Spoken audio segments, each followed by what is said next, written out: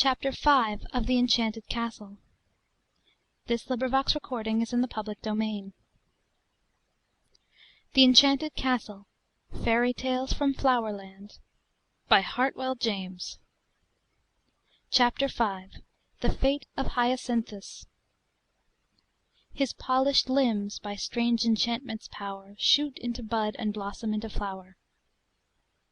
Ovid. One day, when Apollo the sun god was driving in his chariot across the land of Greece, he saw in the palace gardens of the king of Sparta a beautiful boy at play. No sooner did the sun god set eyes upon the king's son than he loved him, and desired to have him for his own. He quickly won the boy's affections, and the two were like father and son, so happy were they in their love for one another.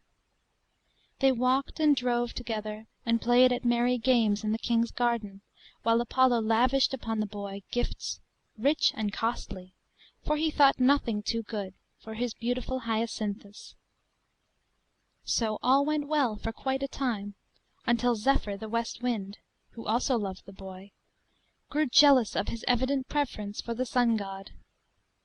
He tried by all means in his power to win the love of Hyacinthus, but the youth took no heed, and in spite of the West Wind's gentle words and tender soft caresses, he continued to love Apollo best.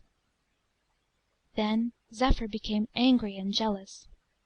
Day by day he watched the two friends, and waited his opportunity for revenge. Now it happened, one bright spring morning, that Apollo and Hyacinthus were playing a game of quoits together.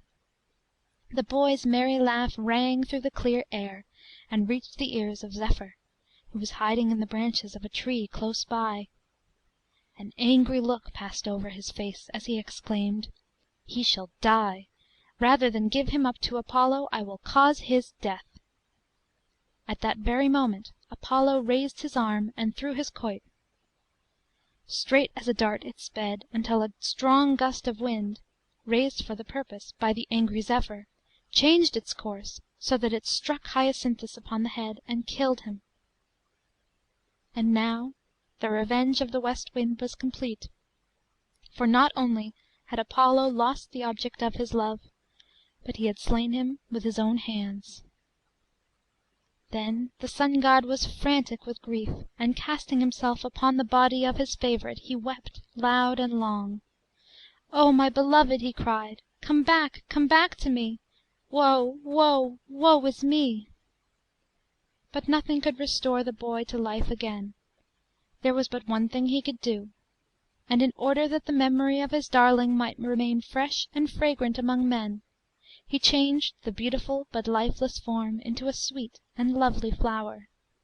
So year by year, with each returning spring, the hyacinths reappear and spread a rich carpet over the woods and dells, reminding us of the ill-fated youth whose life was sacrificed to the green-eyed monster, Jealousy. Chapter 6.